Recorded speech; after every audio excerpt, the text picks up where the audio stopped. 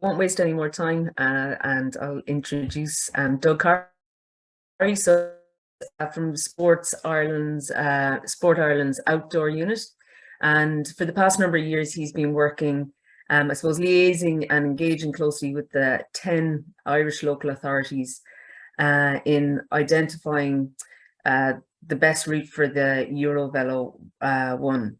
And Doug's just going to, I suppose, explain the context around the development of EuroVelo 1, and then give us a kind of a lowdown of the main considerations in deciding the route and the signage, and then improvements to the route. So I'll, without further ado, I'll get Doug, if you unmute yourself there. And okay, I'll try and share my screen now, right?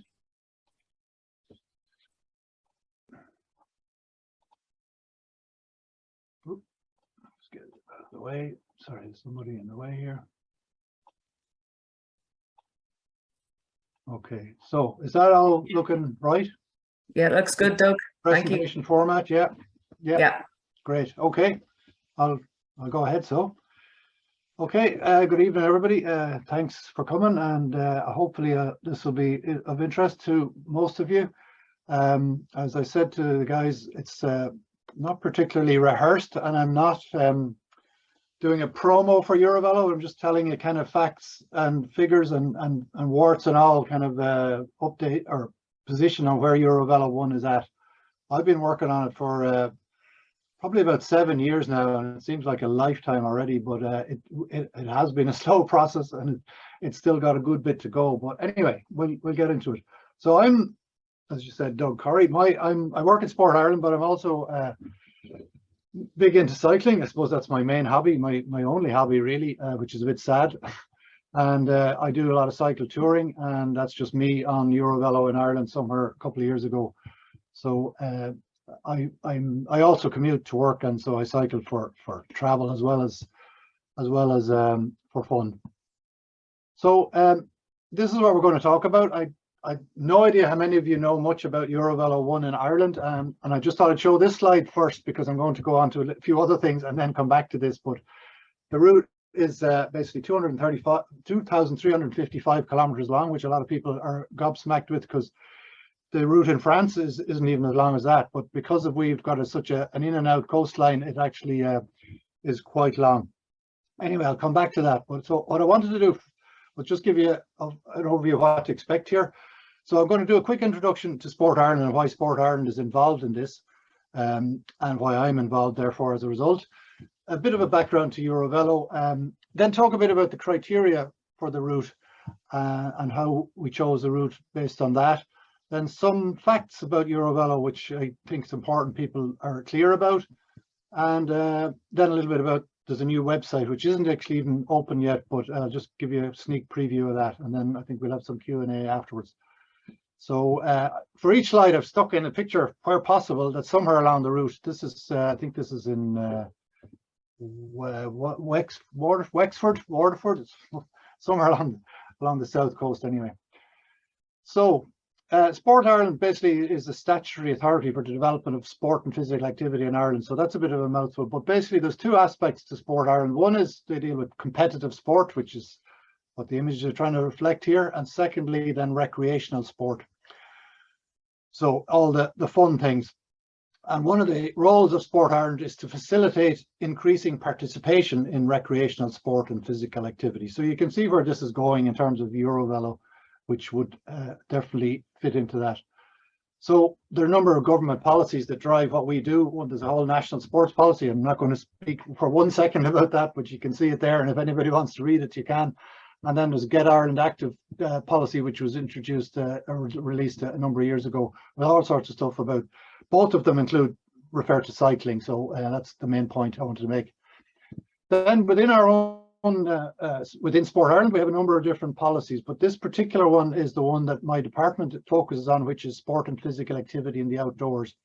And Sport Ireland Outdoors was a unit. It used to be Sport Ireland Trails a while back, but then we actually broadened the brief to refer to anything in the outdoors. Now, we're not talking about football and soccer and so on, which is outdoors. We're talking about kind of activity, kind of adventure sports, walking, cycling, but also canoeing, hiking, anything like that.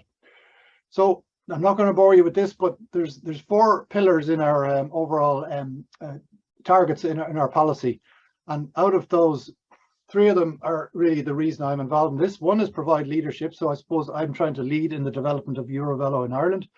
Creating opportunities is I see it creates opportunities for people to cycle, and then supporting infrastructure development is kind of, as it says, it's pretty obvious. So we also maintain a national trails register, and I'm not sure if any of you know this, but there's quite a lot of walking trails in Ireland, and we have listed 105 cycling trails. Some people might question some of those, but and maybe some of them need a bit of work, but there's a total of 946 trails on the register at the moment. And we have a website called sportireland.ie, and then there's a section on outdoors, and on that you can find this page here, which shows where to find different types of trails. And I'm not going to go into the website now because it's not time. So on to the main topic of the discussion, EuroVelo. So Damien's already showed this map here, which is the famous kind of iconic map of the EuroVelo network, which now totals 17 routes. And I think there's 42 countries. I'm not sure if I've got that right, but I think there are 42 countries involved. And there's 2 websites there, one called EuroVelo.com, which is the public-facing website to communicate everything about EuroVelo to the public, and then this pro-EuroVelo.com, which is the one for people working on EuroVelo Route. So there's resources, and anybody can look at either of them, but one is for the public and one is for the people working on the route. So this is a pretty crappy map because it's meant to show EuroVelo 1, but unfortunately the route, the color they use, this is actually from the EuroVelo.com website, it's a bit poor. So you can see the route. I don't know if you can see my pointer, but it starts in Nordkapp in Norway, EuroVelo 1, and travels all the way down Norway. The theory is it goes from here to here by ferry, but I'm not even sure that ferry still exists. But either way, it's still there. Through Scotland, all the way around Ireland, to in total about 2,500 kilometres when you include Northern Ireland. Then UK, Southern Wales, England, France, Spain, and Portugal. So it's one of the longest routes. So it's quite a big one. So I'm sorry about this map, but what I tried to do was there's a big paper map of the EuroVelo route, and I zoomed in, but I obviously zoomed in too much, so it's a bit blurred. But just to show you, within Ireland we have 2 routes, and the only one I'm going to talk about tonight, of course, is EuroVelo 1, which is we've already showed you, and it's just to show you the key here. This yellow means the route is developed with EuroVelo signs, so that's quite important because there's lots of routes all over Europe that are developed but they don't have EuroVelo signs yet, so we're actually ahead of the game there a little bit. There's lots that do have as well, of course.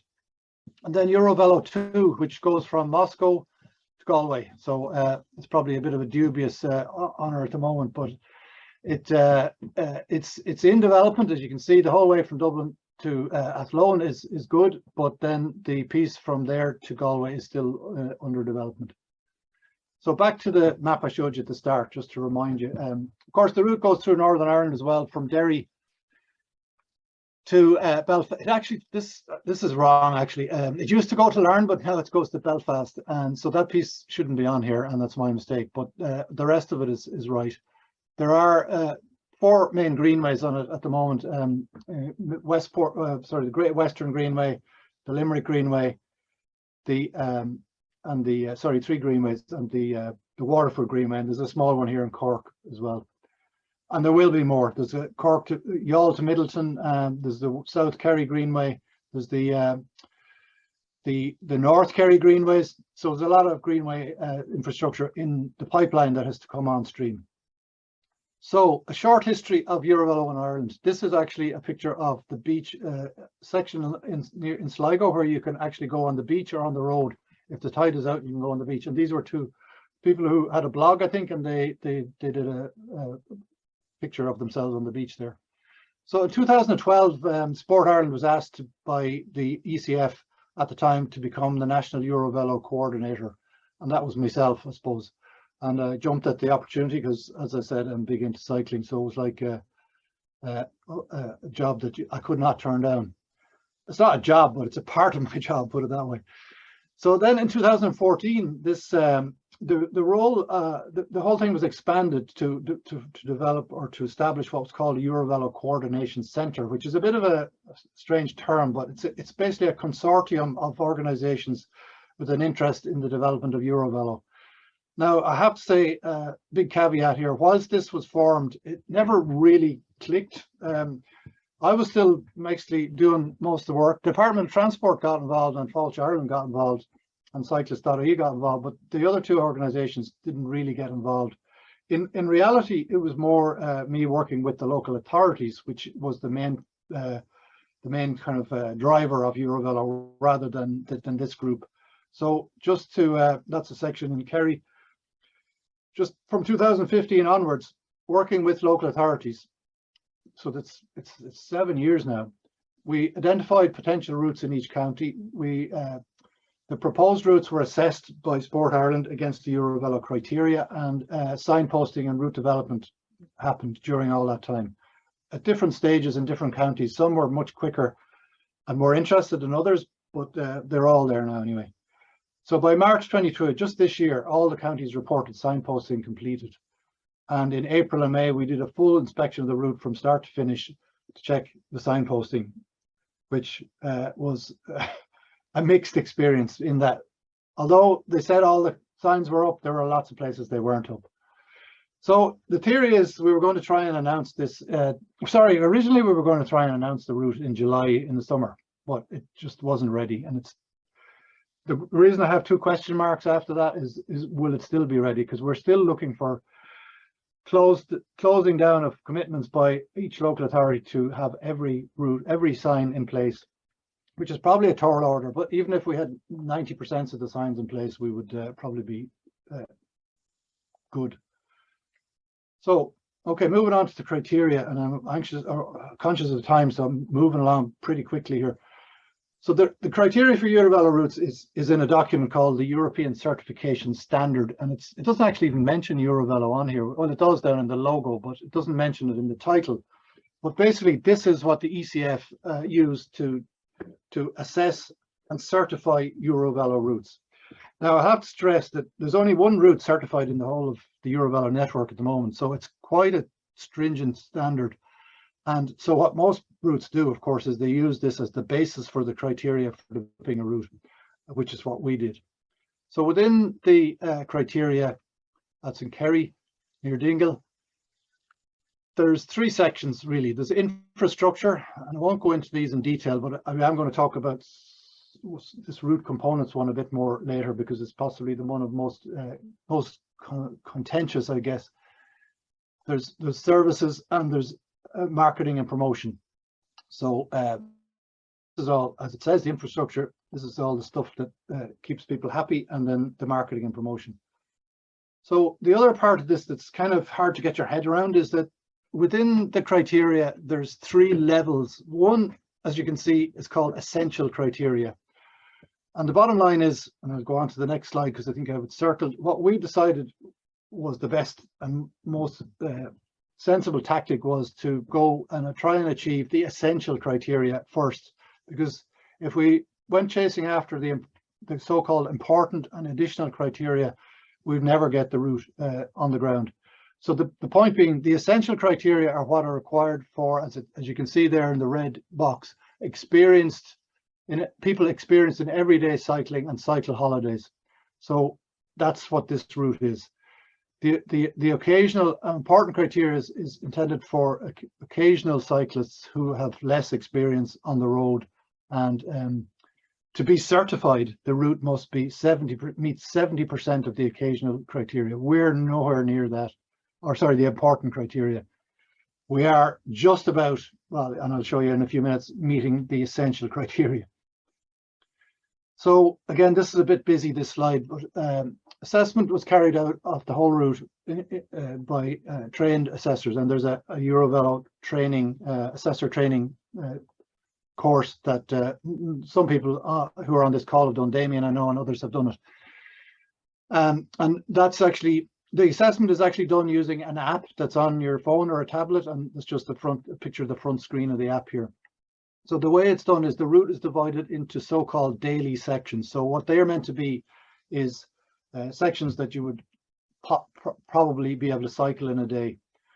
And in Ireland, we decided to divide the route into counties because each local authority was responsible for its own sections in the counties. So, for instance, this is just an example. In Galway, we had 5 sections, and you can just see them there, and they were kind of ranging from 30k to 57k. Sometimes the route section length was more based on a start finish that made sense than anything else. And by the way, the daily sections now are slightly different than these, because these were done within county boundaries, and that didn't make sense in some cases when you actually develop the route to a product. So we've actually moved away from that. So the route assessment process is quite thorough. Like, the assessor cycles the full route and records the findings every single kilometre along the route. So each kilometre is treated as a unit, and all of those criteria are recorded every single kilometre. So there's quite a lot of work in assessing the route. So just the same slide I showed you earlier, which is the different bits of infrastructure, or the different components of the criteria. The blue ones here are ones that I circled that we didn't actually assess when we were looking at the route in the first place, because there were no signs, so there was no point in assessing that. This thing here, bookable offers, it's a term they use for, are there offers available for people to cite? There were none of those because the route didn't exist, and there was no marketing and promotion. So the assessment focused on everything else.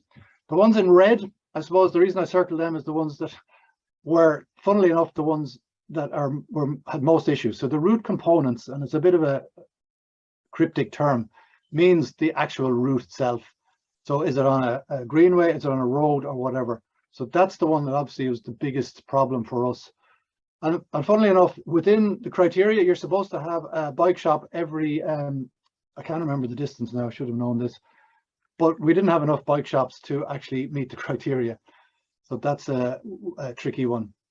Anyway, moving on. So I'm not going to go into the details in this, but just to give you an idea, for each section, the app pumps out a report that looks like this. And on the left-hand side, you've got all of the different criteria and the breakdown of the detail of them. So you can see it's pretty detailed. So anything that's in green is good. Anything that's in amber is okay, but not perfect. Anything that's in red is dodgy, and anything that's in black is a big problem. It's not allowed, actually. So you can see here, very high traffic. So on that section we looked at in Galway, there was 4 kilometres of it had very high traffic, and that was 7% of the route in that section. 2% had high traffic. Now the criteria, to meet the essential criteria, it's acceptable, believe it or not, to have 50% of the daily section with high traffic. So it's actually much more tolerant of traffic than you might think, the EuroVelo criteria at the essential criteria level. So that was the bit there. And the signage, of course, we didn't meet any of that. So let me just see what. So just to talk about the traffic thing again here, the traffic assessment is quite onerous. Well, you can see on the left-hand side we've got the number of units per day. So 1 to 500 cars on the road per day, and all the way up to more than 10,000. So you can see when you get up to the 10,000 figure, it's a no-brainer. It's not really suitable. It's not suitable at all.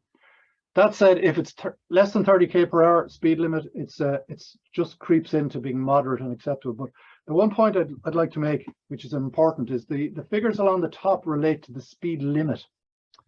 And unfortunately, or fortunately, I don't know which, probably unfortunately, in Ireland, all our roads have a minimum speed limit of 80k per hour, except for the roads where the speed limit is lower. But all our rural roads, local roads with grass up the middle.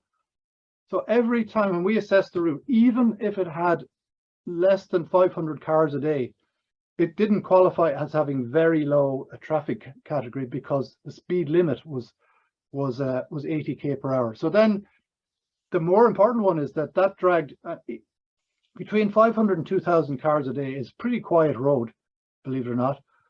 But that dragged us into the moderate level of traffic category. So it kind of skewed it, because in reality, because County Clare did some tests and they actually measured the actual speed on some of the roads they were using, and the traffic speed was way below 80 km per hour. It was typically between 30 and 50 on some of the small roads with the grass up the middle. So in reality, whilst the road is graded low or moderate, in many cases it's probably more actually very low or low. So it's a bit of a bugbear for us because of the way our speed limit is set. So anyway, the essential criteria, which is what we were doing with the circle around it, there was no issue with any of these, and you can see 50% of the section could have high traffic and 1% was allowed to have very high traffic. And just to show you then for that section in Galway, that just to use as an example, as I said, there was no issue with any of these. It's a bit of a weird way of counting these things because it shows it in green when there's no traffic free, but the point was there was 72% of it had low traffic and 18% of it had moderate traffic. But the issue was the 7% with very high traffic on that section. And the way that we did the whole route, we mapped it out because we provided all these maps to the local authorities, and they could see exactly where the problem was. So there's a black section here, mainly because that actually crossed the national road, and the same down here.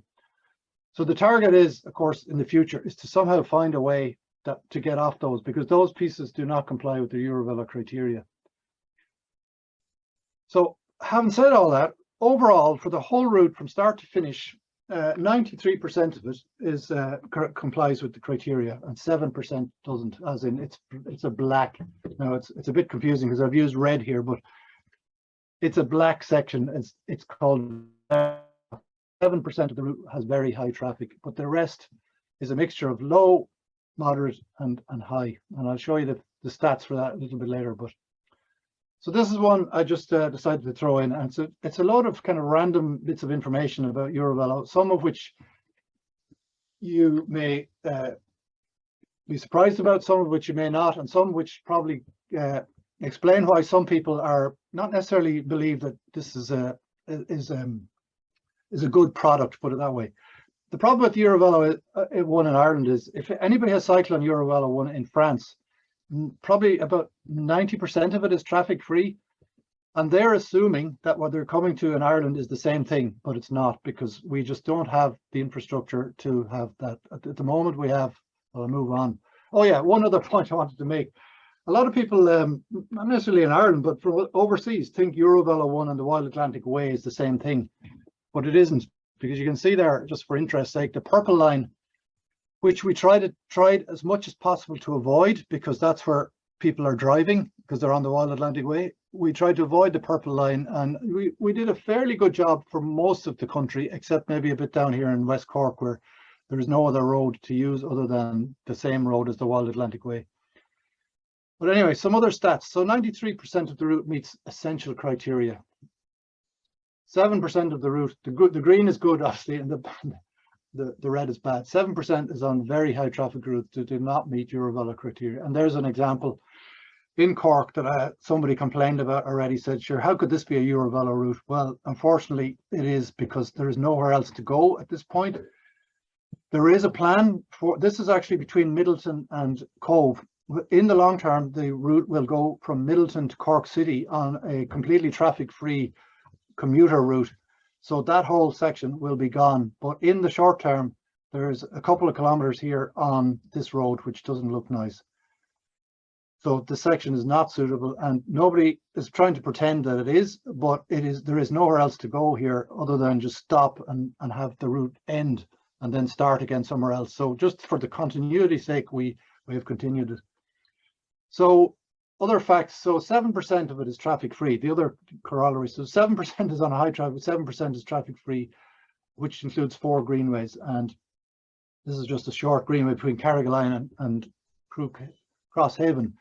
I threw this picture in here because this is a road in Kerry, West Cork, which effectively is almost like a greenway. I think the traffic count on this is probably about 10 cars a day. So although people get obsessed about being traffic free, for all intents and purposes, roads like this are, as far as I'm concerned, virtually traffic free, and I'm totally happy to cycle on them. So if and when I said all the new greenways and the pipeline are incorporated, there'll be 22% of the route traffic free. Now that will grow, I think, over time with even more new greenways being added. So this stat here is interesting. So that's the thing I showed you earlier, what's allowed in terms of traffic. So you can see the total of these here add up to 76%. So 76% is either from the traffic free up to the moderate. So 3/4 of the route is not too bad, put it that way. 16% is not good, and 7% is completely unsuitable.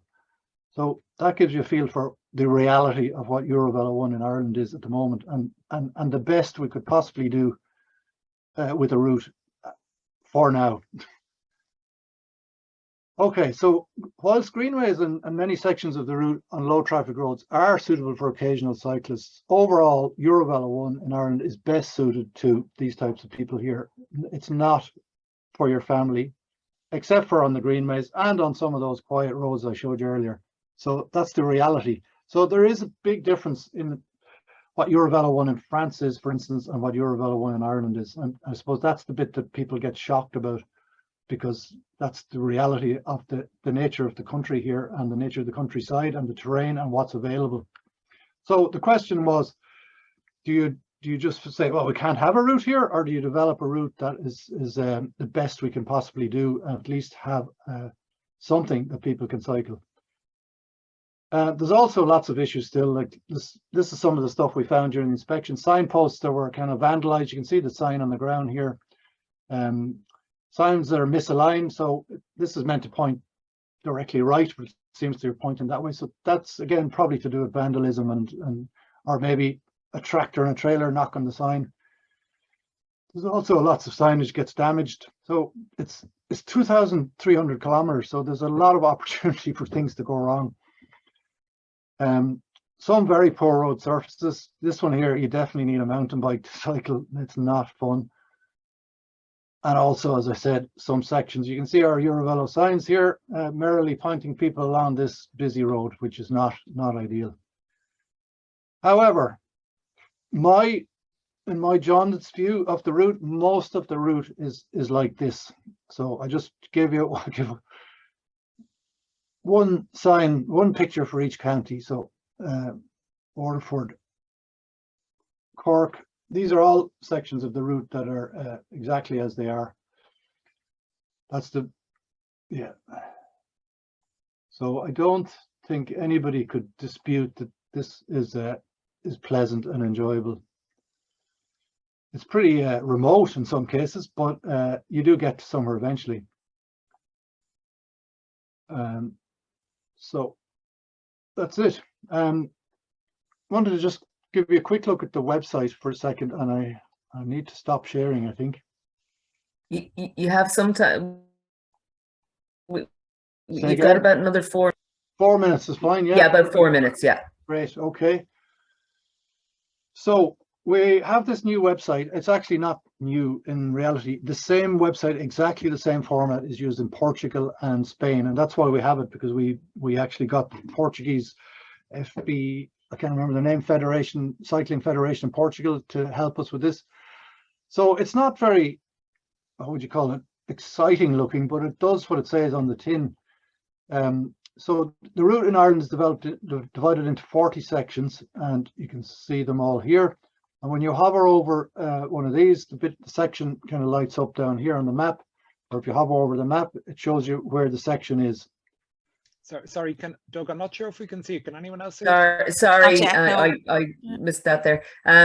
Doug, we can't actually see the map. Yeah, sorry. I think it's when you stop the screen share. I thought I'd shared it. Sorry. I hadn't. No, yeah. Sorry, I hadn't shared it. Sorry, got caught on the hop checking the chat there. Is that okay? Sorry. So here's the website. So as I said, when you hover over a section here, it shows you on the route where it is, and likewise, when you hover over the route, it shows you where the section is. So there are 40 sections in total, which are supposed to be roughly what you do in a cycle in a day. They're a bit uneven. Some of them are 60k, some of them are 40k, but they're thereabouts. But they all more or less had to start and finish in somewhere where you could potentially stay. So I'll just click on one. This route, the website is still being worked on, so I'm clicking on one that I know is populated. So section 1 is the very first section, from Rosslare Harbour to Wellington Bridge. And the way it's laid out is there's some images, all of which were taken somewhere along the section. And the details here: 52k, there's 280 meters of climb, 284 descent. I don't know what that one is. So there's some stats there anyway. There's a description of the section, and there's some points of interest drop down here. And then there's a place for the public to share pictures and some comments for each section. I'll just go back to the top though, because there's also a map of the section as well. And on the map, you can see the route. You can zoom in. Sorry, you need to scroll with this, but you can zoom in and find the details. It's basically a Google map, so you know, it's nothing. It's something people are familiar with. But up here, there's a little key, and you can click on this. It shows this is only populated to the bare minimum at the moment, so it should be a lot more information here. But there are a number of points of interest types. So there's historic sites, beaches. There's lots of others. On this one here, there's historic sites, beaches, towns and villages, and campsites. And you can see when you click on here that shows you where it is where each of these are on the map. Where you can click any of them on or off, and then you can go to the actual thing. And this is Cullenstown Strand, and you can click into that and get more information about it. So. And then there's actually usually a link here to more details about it. So the other option, or the other route into that, is to go down to here and look at the say the towns and villages. And under that, there's a number of different boxes which have a description of the town or the village and some pictures of that. So there's got lots of information here that you can look at as you travel around the route. And as a matter of interest, some people have asked, we don't have accommodation here at the moment. I know they do in this Portuguese one, but I think Falch Ireland's view was there are enough resources out there at the moment to find accommodation. We do have campsites, and I think Florence is going to be talking about that a little bit later, the lack of. But we do have campsites on here, because I think it's sometimes a bit difficult for people to find campsites close to the route, and that's something that will be on here. So that's it. So I don't know what else there is, but so that's it really. We might have thanks very much. So we already one question in, but what I might do is just hold that question until the end, if that's okay, Alison. And we'll take the questions together at the end. But thanks very much. There's lots of questions I had already it was probably answered a bit here. Pardon? There's probably a bit too much to do in 20 minutes, but anyway. No, it was great. It was great. Thank you so much. That was it was brilliant. I'm sorry. Next up we have Florence Lessard, who's recently just back after doing the whole lot of the route, which is spectacular. And so Florence is from Quebec, so she's tuning in. It's probably about 3 or half 3 in the afternoon there at the moment. Probably a wee bit chillier than it is here as well. So she's cycled kind of extensively throughout Quebec, and she is going to tell us how she got on. She's into her hiking and stuff as well. So thanks so much for joining us, Florence. It'll be great to get your perspective on your adventure on the EuroVelo. Hi everyone, I'm Florence from Quebec. I'm a little bit stressed because French is my first language, so English is my second, and I will do mistakes, and it's okay. So if you don't understand anything, not anything, but something, just feel free to write comments or ask me to explain more, and I will do it. So first of all, I want to say that I will share my experience and give you some ideas to improve the EuroVelo one, and is in my perspective, in my opinion, as a woman, as a Canadian, and as me, Florence, with my own history. So thank you to be open to receive my comments, and I really hope that it will help you improve the EuroVelo one in Ireland. Okay, So I will share my screen because I did a little presentation. Okay, do you see the presentation? Perfect, good. So in every travel, I learn a lot, and this travel was not an exception. I learned a lot about cycling as a woman, and about what I need on a cycling route to feel good, to enjoy the road. So I will talk more about the last point. So what I need on the road to feel good and to enjoy it. So my presentation will be divided in 3 parts. So I will talk about the infrastructures, and mainly about campsite, because it was the hardest thing for me during this travel. After, I will talk a little bit about the roads and the EuroVelo signs, and I will conclude by sharing my experience of cycling as a woman, because it was quite a big part for me during this trip. Okay, so I like to be in contact with people, so for me it's weird a little bit to do this presentation by Zoom, but it's okay. Oh, you're doing great. Keep going. Go on, Rob, we've all got your back. Good. So, okay. So first of all, the infrastructures. So for me, it's I will just see more. Okay, good.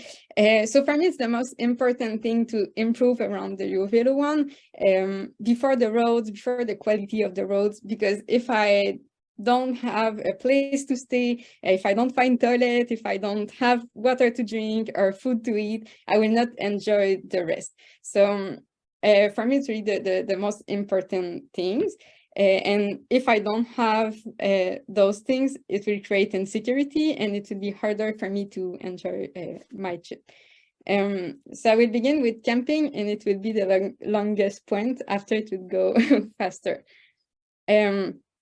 And I will give you some solutions, some ideas to improve it.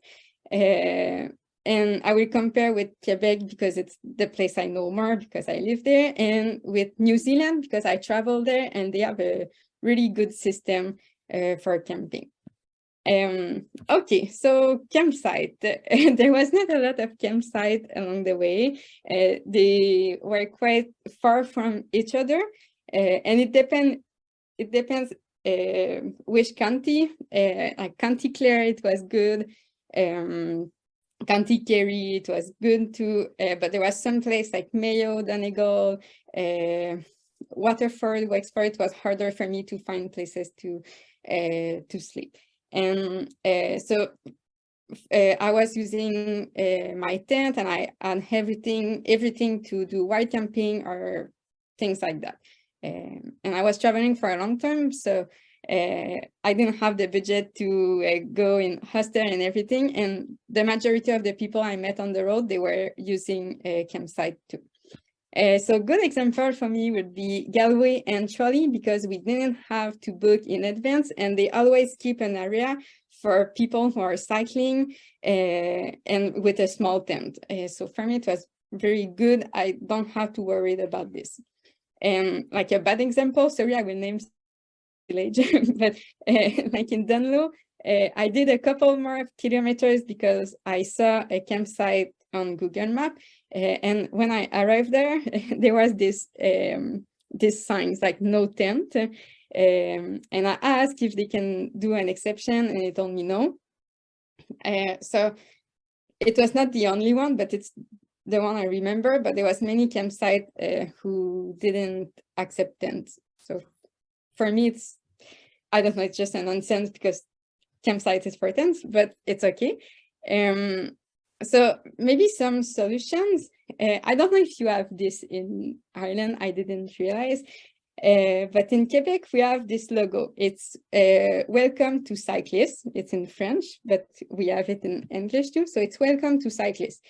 And it's a certification that accommodation like bed and breakfast, hostel, things like that can have, and campgrounds. And they need to fill some requirements to have this logo. And I think the most important for me will be the last one. So the guarantee on-site camping spaces without reservation for people who are cycling. And the other one, it's provide a shelter location in case of bad weather. And I think it's important in Ireland because it can rain a lot. So like in Galway, it was good because I didn't have to book, but when I arrived there, it rains for 3 days and they had no shelter place. So I was just in my tent for those days. And the other thing is that they need to provide a pump, some tools and information about cycling. So I think it's a good thing that maybe Ireland can take example of. Okay, so for me, it was okay to do wild camping too, but before my trip, I wasn't sure if it was legal or not. And when I arrived there, there was not a lot of public land and it was mostly farms. And even farmers, they were not that happy to see me. Like when I asked people help to find place to stay, I didn't have that much help. So for that, it was hard to, even wild camping, it was not easy. So for that in New Zealand, they are very good. So they had a lot of tourists. Don't read everything. It doesn't. It's not very important. But so in the past in New Zealand, they have a lot of tourists and people were doing camping everywhere and going to toilet everywhere and didn't like that. So they say, okay, no camping anymore everywhere, but we will install some place where people can camp and at least just like an area with some grass that you can pitch your tent and a compost toilet. And nobody works there. They have like a box and you just pay and it's $3 or $5 or $10 depending of the facilities. So I think it's quite, I don't know. I think it's quite easy to implement, but so these are just Florence, people are just putting in the chat, they're loving the presentation and just loving like these little improvements that we can bring, like these little fixes that we can bring, like they're things that we need as well. And they're things that we can probably fight for as well in Cyclist.ie, but it's great to have the solutions. So keep going, you're doing great. Anyway. Good. Perfect. So, and they are very respectful of the nature of the environment in New Zealand. So, yes, there is some place you can camp and there's not a lot of people who are looking if it's all good, but they do a lot of sensibilization and they have a lot of those things like the dispose of rubbish responsibly, all this, they have like signs saying that everywhere. So people are quite respectful. And after you can download, they have an application, Camping New Zealand, and you select what you want. And after it shows you on the map all the campsites in New Zealand. And when you click on one, they say, okay, like it's free. There's you can stay 3 nights. There is no shower, but there's a public toilet. So you have all the information you need. I don't know if you don't need to book in advance or anything. So I was there for 4 months in New Zealand and I didn't have any problem finding a place to stay. But I was hiking in national park and hitchhiking between each other. So I don't know if I was cycling, if it would have been different, but I think it's a very good system. Okay, and the national park. So it's my point of view from Canada, I think, because national park in Canada, we go there to camp and to hike, and there's a lot of facilities, infrastructures in national park. So in Ireland, I wasn't sure where was the park first, because there was farms everywhere. And I thought, like before, I thought that I could camp everywhere in not everywhere, but I could camp in national park. But when I arrived there, like in Burren National Park, they told me, no, it's illegal to camp. So maybe a solution for that, it's in Quebec, we have a partnership between national park of Quebec and the cyclist department, and we have the same logo, the Welcome to Cyclists. So the national park that are close to the road, they will reserve some space, some campsite for cyclists, and it's the same thing. They don't need to reserve in advance, and it's cheaper than the usual campsite because you just stay for one night. So the picture there, it's on their website. And in New Zealand, camping in national park, it's just free. They have rules, and you need to camp away from a river or a pathway or things like that, but mostly it's free. So it would be nice to have a partnership between EuroVelo Route and the cycling, not the cycling, the EuroVelo Route and the national park, and maybe that we can camp in the national park or something like that. Okay, so it's my main thing. It was really campsite because it was really, really, really hard to find places to stay during my trip. So even if like the scenery, the roads and everything was good, the difficulties I had every day to find places to stay, it affects my travel. So after that, it was good. So for toilet, it's just that I never thought about this.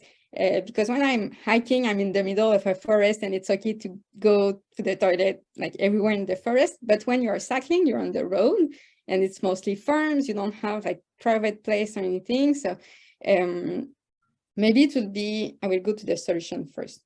It will be nice to have maybe some compost toilet along the EuroVelo Route when there is nothing around, or to have maybe partnership because I will go back there. I was going into shop to use the toilet, but I needed to insist many times to say that I'm cycling and there was nothing around. Most of the time it was okay, but still I needed to insist to have access to toilet. So maybe having like the partnership, maybe the same logo for the pub, for the supermarket, like welcome to cyclists, you can use our facilities, our toilet. It would be like warmful and yeah, it should be welcoming for us. It's important. I don't know how to say that. Like, okay, in Belmullet, like I was in my period and I asked 3 shops to use a toilet and there was literally nothing around Belmullet. So I really need to go. And like, even if I insist, I say that I was cycling, there was nothing around and I was in my period and they told me, oh no. So I was a little bit frustrated at the end. And it's like, it's a basic needs, like, and especially for women. So, but it was the only time it was really bad. I don't know why they didn't want, but I think it's important to do a work or to think about this. Okay, so after that, water and food, it was good. I was just going to supermarket, pub, hostel, and asking to fill my bottle of water. For food, we always cycle through villages, so it was perfect. And I planned my food ahead, so I always had maybe 2 or 3 days of food with me, so it was really perfect. And I had everything to cook, so not a problem for that. Okay, so it was really the main thing, the infrastructures, but mostly the camping. After that, the roads. So the roads in Ireland, it's the first thing, not the first thing, but Damien asked me, oh, the roads are not really good in Ireland. But for me, it was not a thing. I mean, it's the charm of Ireland to have small road, like narrow road. I felt safe most of the time. It was really great for that. Maybe sometimes when it's a high-speed road, to have a shoulder on the road would be nice. But mostly it was okay.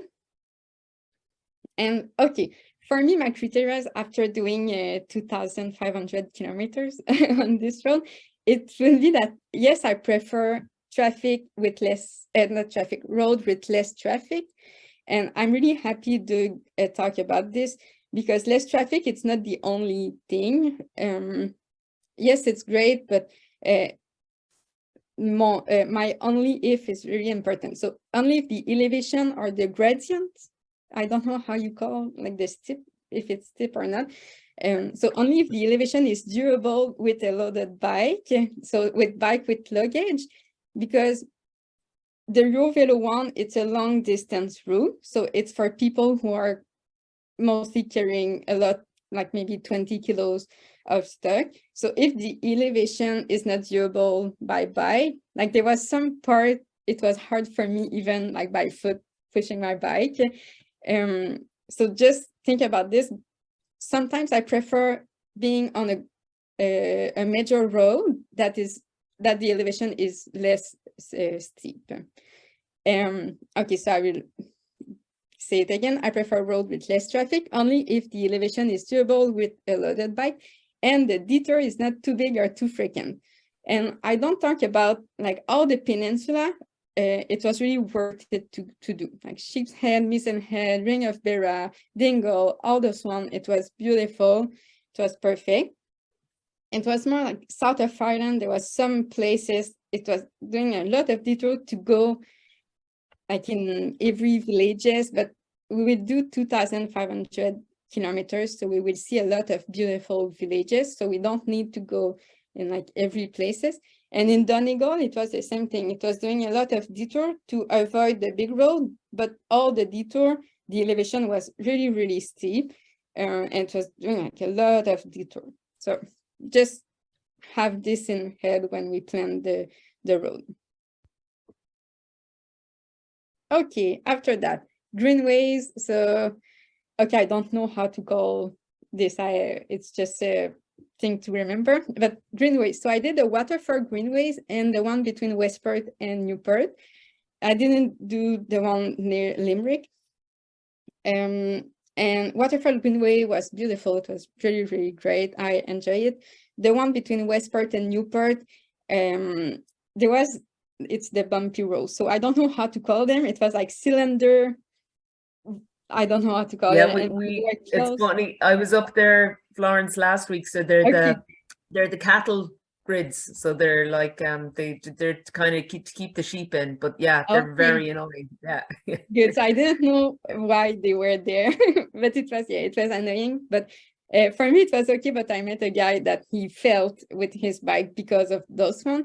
And the gates, like the yellow gates, like every time you need to go beside your bike and with all your luggage to go around, there were some places it was a little bit annoying too. It was nice because you're on a greenway, but you need to stop every 100 meters or 200 meters to go around. So, and it would be nice to have more greenways, but like Doug said, there is some roads that are very, very quiet and it's like a greenway, even if it's not a greenway. So for me, it was perfect, those places. Okay, and finally, the EuroVelo signs. So good job to signpost all the EuroVelo one. It's a very good job. So every day I saw the signs, it was really good. And even those signs, like I have a close-up. So those big signs in some county, they have this and it's really helpful. You see the kilometers between each town and you see the elevation. So it was really helpful. So the only thing is that I download a map of the EuroVelo one on my cell phone, but I didn't have battery every day. So, and the signs sometimes, like you said, Doug, sometimes it was missing because of the rain, because of many things, and it's perfectly normal.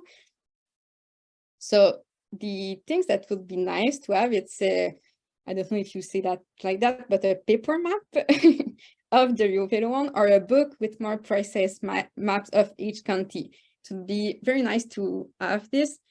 I asked many shops for something about EuroVelo one and people were not, they didn't know what I was talking about. Like EuroVelo one, they didn't know. So I didn't find anything for that.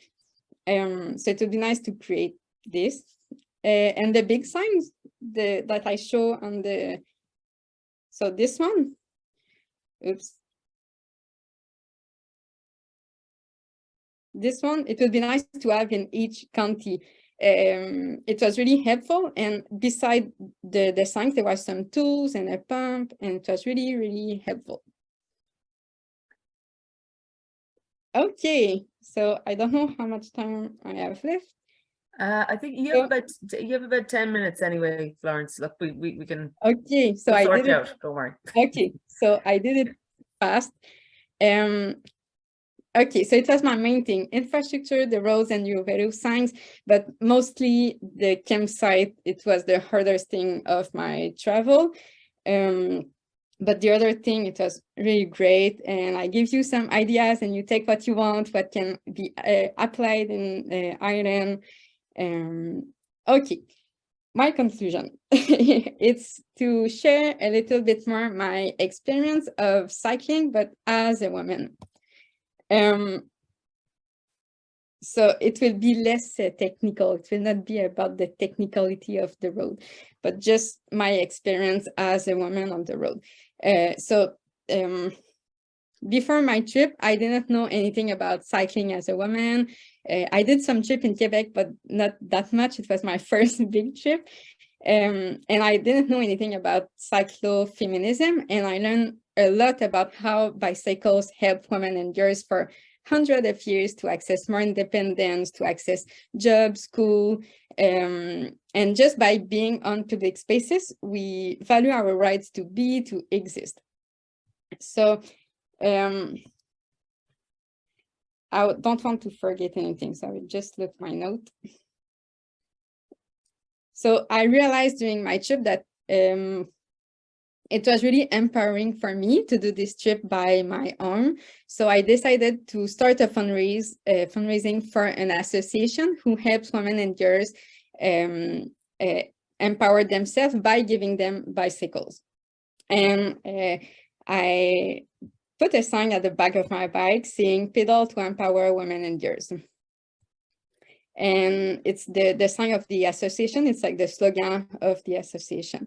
And I had so many great conversations with so much people. So I see Alison and Justin in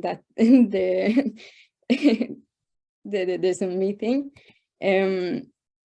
So it's people I met along the way, and I had really great conversation because sometimes it was very hard. I realized it was a little bit sexist on the road for a woman.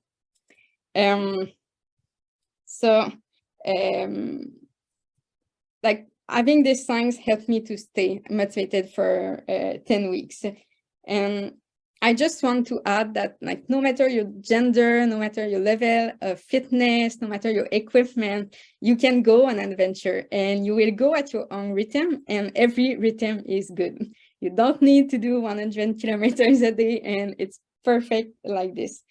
I think we should really democratize adventure and outdoors, and we should stop educating girls on a protection base, like there is something fragile, but maybe we should encourage them to take risks, to try new things, to go on an adventure, to trust themselves. And on the other side, maybe we should encourage men to express their emotion, to go slow, to take care of them, to take care of other people. And maybe after that, we will reach a little bit more gender equality on the roads, but in the life in general. So I think it's really important to continue working towards having our place on the road as women, but as cyclists in general. And thanks to all of you for working in that direction. So it was my presentation. I really hope it will help you to improve the EuroVelo one, because it's a really nice project that needs to continue. So thank you. That was brilliant, Florence. Thank you so much. And just lovely to hear your experiences, and I suppose just giving us quick fixes as well. I'm sure Doug's going to get that sorted now in the next few weeks. He's got a list there now he's going to get working on. Yeah, so. my pen was on fire there. I saw, yeah, he was, he had the head down, he was taking notes. So like just really good stuff there. And I just think things that unless you are out there on your own probably as well, you don't realize. I think it's The funny thing is, just to say about the accommodation, I suppose we did assess accommodation all along the way, and I guess that, again, I suppose we were a bit of a slave to the criteria. If there was a B&B, then it was, or some place to stay, it was considered okay. But it probably ignores the fact that people do want to camp, and if you want to camp, it's not really a good route. That's the truth. Yeah, it's just that we're traveling for a long term, for 2 months or 3 months. If we do the EuroVelo one, if we complete the EuroVelo one, so it depends on your budget. But most people I met on the road, they were using campsite, even if the weather in Ireland is not perfect. It was okay. And just one other point I should add really is that the route hasn't actually been officially launched or announced yet. So there are still a lot of people in Ireland who've never heard of it. And so I think there's a job for us to do in the next holiday season coming into 2023 to really promote it and make sure everybody, particularly people along the route, know that it exists. And I was interested in your point about paper maps as well. There is actually a book, which I don't know if you can see this. It's got the whole route from start to finish. Yeah. By bike line, but I don't know if you'd want to carry the whole book just for Ireland because it's got all of the countries in it. Yeah. You can tear out the pages you need. I saw some people from Netherlands that had like a book from Ireland. It was not EuroVelo one, but it was following a little bit the EuroVelo one. But I'm not sure it was in English. I think it was in, I don't remember which. Yes, there's a guy from Holland who produces books about touring in Ireland. Yeah. I don't want to take, don't just be me here kind of chatting, I suppose. I don't know if there were any questions there. There's quite a lot of chat going on in the chat at the moment. I don't know if Siobhan or Damien or Dave spotted any questions that we can put to the lads.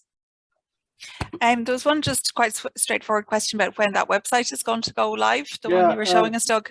Yes, well, again, unfortunately, like these things, this was supposed to go live months ago, but so what happened is each local authority is supposed to be populating their sections, and long story short, we hope to have it done by the end of the year. It's like pulling teeth getting them to actually provide the information for it. So the end of the year, it'll be it's good enough to use by then, but then hopefully as time goes on there'll be more and more stuff added.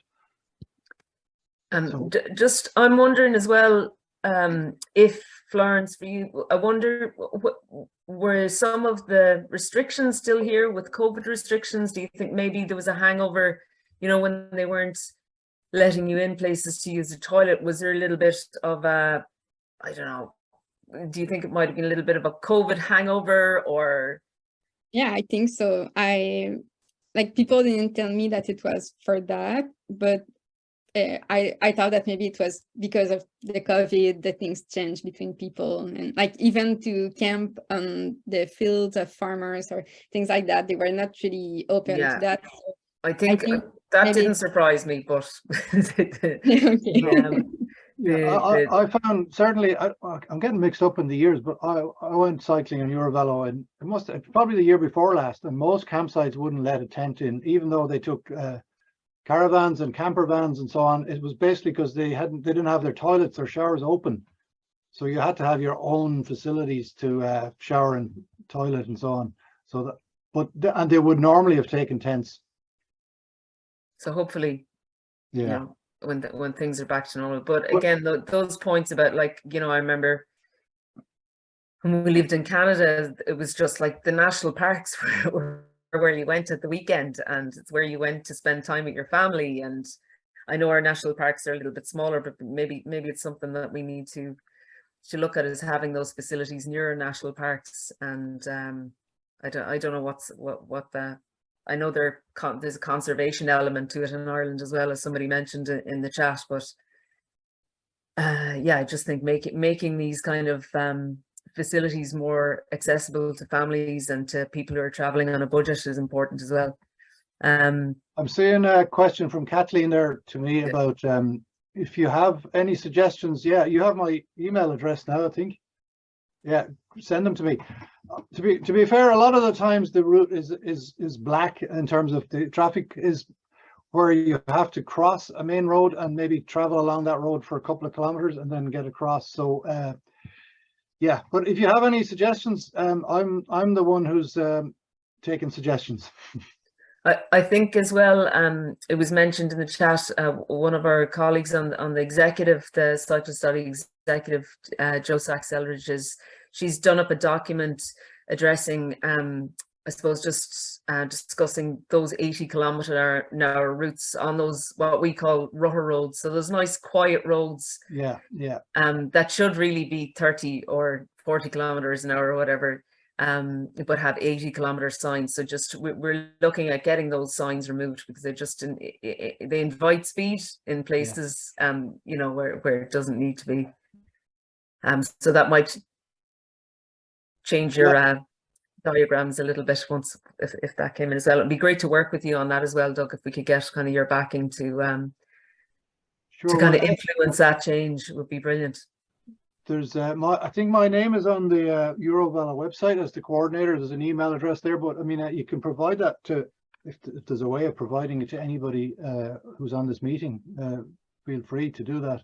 I think if one of you can drop it as well into the link there, that would be. I don't know if Dave has probably done that already there. I can do it. Yeah. Sorry, Jerry. Jerry Dornan just has a question there. What is the state of progress of EuroVelo 2? So that will be coming from on the Galway to Dublin. So whilst I'm technically the coordinator for EuroVelo, both EuroVelo routes, I really have no insight into the detail of what's happening with the development of the Galway to Athlone section. I think that's all been managed by TII and local authorities, and it is progressing, probably slowly, but there's still the whole issue of land ownership and purchasing land off people and CPOs, and there was a whole document produced earlier in the year, or maybe last year, with guidance on how to manage the development of cycle routes on you know, over private land, and the kind of efforts to try and avoid confrontation with landowners and all that stuff. But I don't have any detail of exactly what's happening there, to be honest. So I don't know if you can answer Kathleen's question either. So it's the EuroVelo route from Athlone onwards is will it go on the red route corridor when? That's my understanding, is that's the plan, but I don't know. Oh, sorry, the EuroVelo route. Yeah, sorry. The question is if that is developed. EuroVelo 2. Yes. If the route is developed, it will definitely use the red route. Yeah, sorry, because it'll actually use the dart for EuroVelo 1 and EuroVelo 2. So, yeah. Yeah, it'd be brilliant to have a route. So as basically, the way it works is if and when a greenway is developed and it's parallel or at least fits in with the route, then it gets taken on board. So. Yeah, and I think Alison mentioned it earlier. Would it'd be great to have those kind of routes that are suitable for people who aren't experienced cyclists, and I guess that would that EuroVelo 2 route would definitely take. Yeah, that's definitely that's the target for that route, is the everybody really, families upwards. I see Kathleen has another question about liaising with local authorities to suggest road resurfacing. Yes, we have done that, but again, the problem there is always the argument that well, there are other roads that are more of a priority than this, and therefore, you know, it's a struggle. Yeah, I think until we get to a point where somebody nationally and at a higher level accepts that this is a route that we need to develop and promote as a cycle route, that's a national thing, and that it does deserve to be surfaced appropriately, then it'll just still be fighting for scraps to get bits of resurfacing done. As I say, there's still a lot of work there to do to persuade the powers that be that, you know, resurfacing or surfacing appropriate for cycling is important. Yeah, I'm just seeing Alison there as well as just mentioned, just I suppose collaborating with Fáilte Ireland and getting those kind of facilities in small towns would really kind of help. I know that, you know, there's the argument, you know, you're supporting local businesses as well, and you know, when you know, use the facilities in there, but like when you're doing something on a budget, it's not always, you know, you can't always go in and have your carvery lunch and a pint and then ask to go to the toilet. So yeah, having those other things is just it is an brings issue. the traffic in. Probably an issue for everybody in Ireland, to be honest. Even if you're traveling around by car and you pull up in a village, you can't go to the loo anywhere. Now I was the opposite to Florence. So I had my little electric, I had the cargo bike, the electric cargo bike. Now it was fairly low. It was even, some of the route now was tough going, even with the cargo bike, with the kids and the bags and everything on it.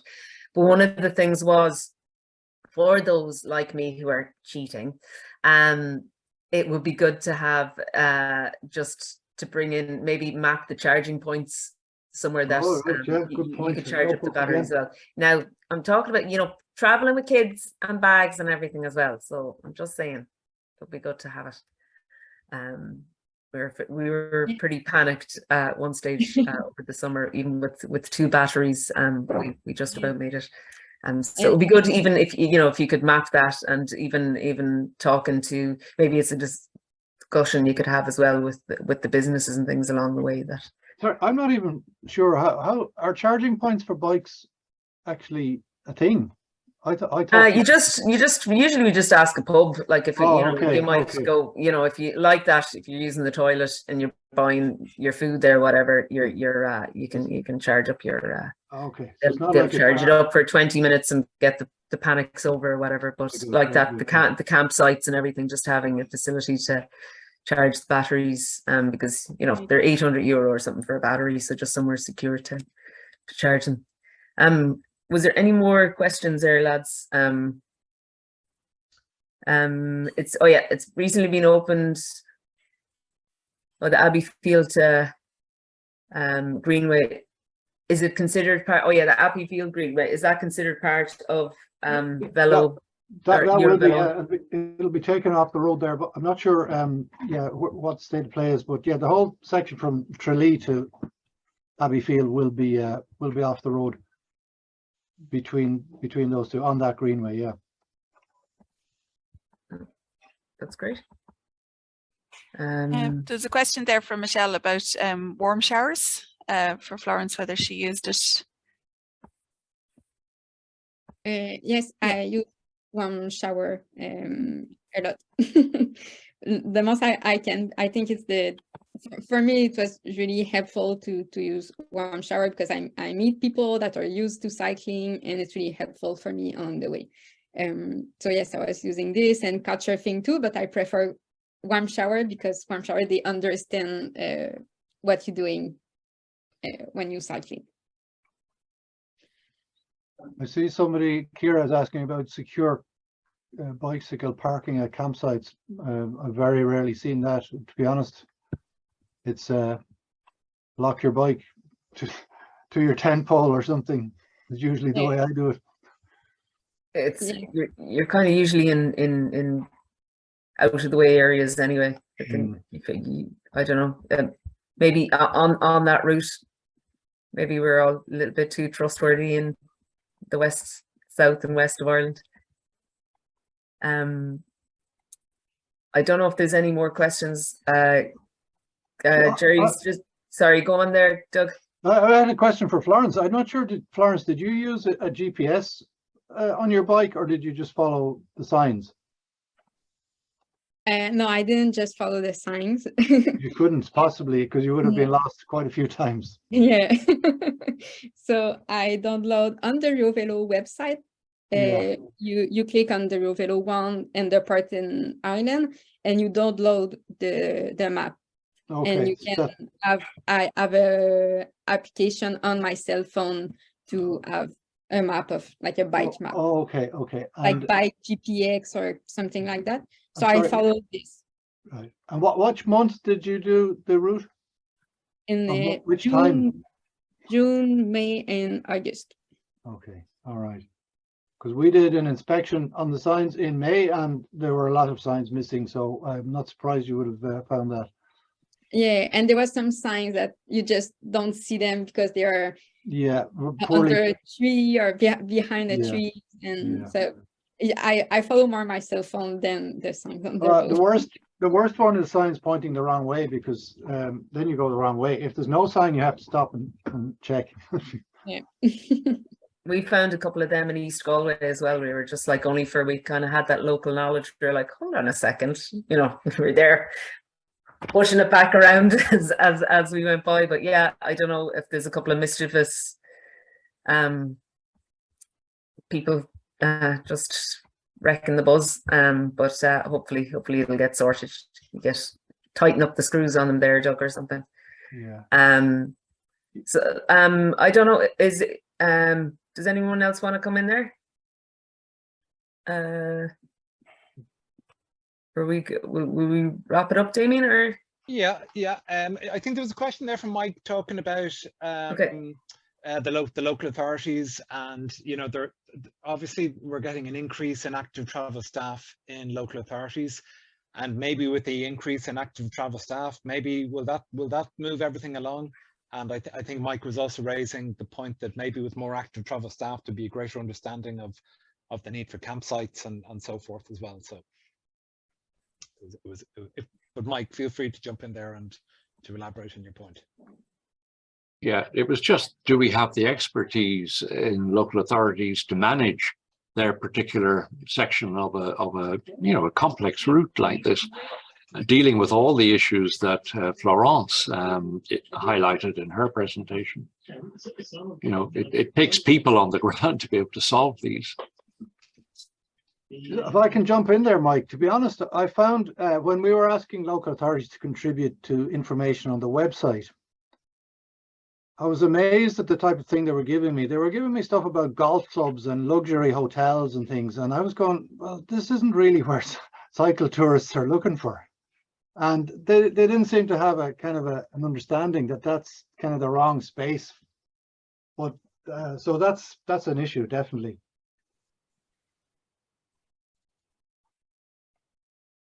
I don't know if Florence played many games of golf when she cycled around Ireland. So she had the clubs hidden behind that sign. She's just.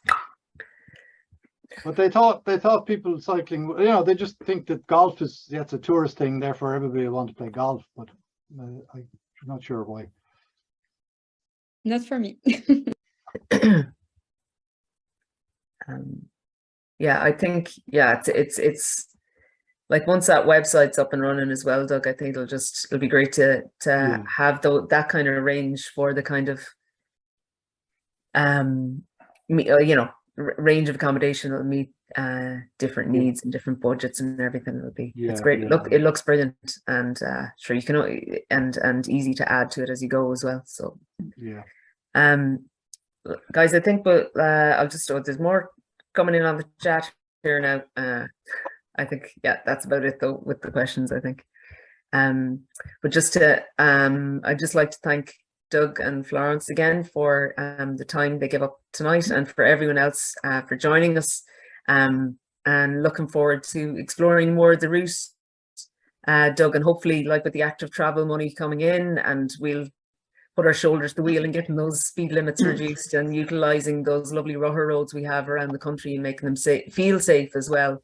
It'll be great to see it develop, and I think there's been lots of kind of confused looking people looking at all these bicycle signs around Galway. I think they're getting freaked out, which is good.